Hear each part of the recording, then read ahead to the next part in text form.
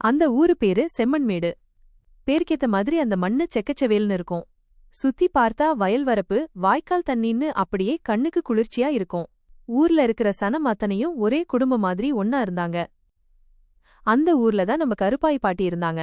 பாட்டிக்கு வயசு 80க்கு மேல இருக்கும். ஆனா அவங்க மனசு ஒரு பச்சைப்புள்ள மாதிரி. பெரிசா படிக்கலைனாலும் பாட்டி பேசுற ஒவ்வொரு பேச்சும் வாழ்க்கைக்கு சாமியார் சொல்ற மாதிரி இருக்கும்பா. ஒரு நாள் ஊருக்குள்ள ஒரு குசுகுசுப்பு. என்னன்னா, பாட்டியோட பேரன் வேலு பக்கத்து டவுன்ல வேலை கிடைச்சிருச்சுன்னு அங்கேயே ஒரு சின்ன வீட்டை வாங்கிட்டு ஊரை விட்டு நிரந்தரமா போக போறேன்னு சொல்லிட்டான். வேலுவோட அம்மா அங்க போனா சம்பளம் அதிகம், வசதியா இருக்கலாம்னு ரொம்ப சந்தோஷப்பட்டுக்கிட்டு இருந்தாங்க. ஆனா பாட்டியோட முகம் மட்டும் லேசா ஒரு மாதிரி ஆகிப்போச்சு. ஊர் சனம் அத்தனையும் வேலுவை வழியனுப்ப வந்து நின்னாங்க. எல்லாரும் நல்லா இருப்பான்னு மனசார வாழ்த்திட்டு போனாங்க. கடைசியா வேலு பாட்டிக்கிட்ட வந்து, பாட்டி போயிட்டு வரேன், ஆசீர்வாதம் பண்ணுங்கன்னு தலை குனிஞ்சு நின்னான். பாட்டி மெதுவா வேலுவோட கைய பிடிச்சு, டேய் வேலுக்குட்டின்னு ஆரம்பிச்சாங்க. இந்த செம்மண்மேட்டு மண்ணுதான் உனக்கு சோறு போட்டுச்சு. இந்த ஆறுதான் உனக்கு தண்ணி கொடுத்துச்சு. இங்க இருக்கிற அத்தனை மனுஷனும் உனக்கு சொந்தம். நீ டவுனுக்கு போனா உனக்கு வசதி கிடைக்கும்.